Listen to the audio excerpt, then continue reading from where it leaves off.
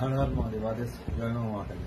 138 দিনের জন্য শনি বক্র হয়েছেন এবং বক্রের যে ফলটা সিংহ রাশির জন্য কিরকম ফল হবে তার জন্য কি করতে হবে আমি বলে দিচ্ছি। দেখুন, সিংহ রাশির প্রথম কথা হচ্ছে অষ্টম ধাইয়া চলছে। অষ্টম ধাইয়াটা কিন্তু খুব খারাপ, কিন্তু যেহেতু বক্র হয়েছে তার থেকে অনেকটা রিলিজ হয়তো পাবেন, কিন্তু তা সত্ত্বেও কিন্তু রিলিজ পেলে কি হবে, আপনার যে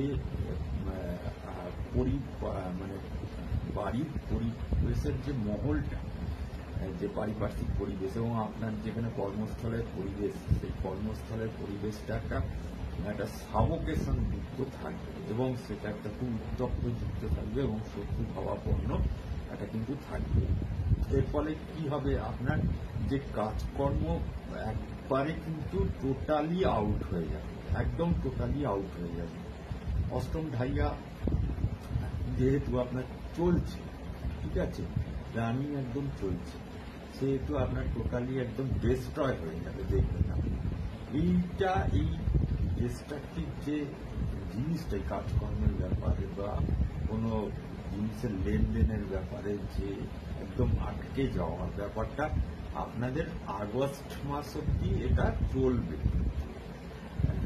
আমি জানি না আপনাদের কার কি দশা চলছে, আমি একটা সার্বিক ফল আপনাদের বলছি। আগস্ট মাস অব্দি চলবে এবং আগস্ট মাসের পর কিন্তু আপনাদের কিন্তু এই কাজকর্মের যে বাধাটা কিন্তু আপনাদের আস্তে আস্তে আস্তে আস্তে ব্লকেজটা কেটে যাবে এবং আপনাদের করতে হবে এই সময়ে আপনারা বেশি করে কর্মমুখী হয়ে যান এবং প্রচন্ড পরিশ্রম, এছাড়া কিন্তু আপনাদের গতি নেই। এবং এই যে পারিপার্শ্বিক যে মহলটা আপনাদের যে সাভোকেশন হয়ে আছে বা আপনার যে শত্রুভাবাপন্ন হয়ে গেছে বা আপনাদের যে এটা মানে কর্মস্থলটা যেটা সাভোকেশন হয়ে আছে, শত্রুভাবাপন্ন হয়ে আছে, সেই জায়গাটা থেকে আপনাকে নিজেকে সরিয়ে এনে নিজের কাজে, নিজের স্কিলের দ্বারা, আপনাদের দক্ষতার দ্বারা কিন্তু পরিচালনা করে নিজেকে নিয়ে যেতে হবে।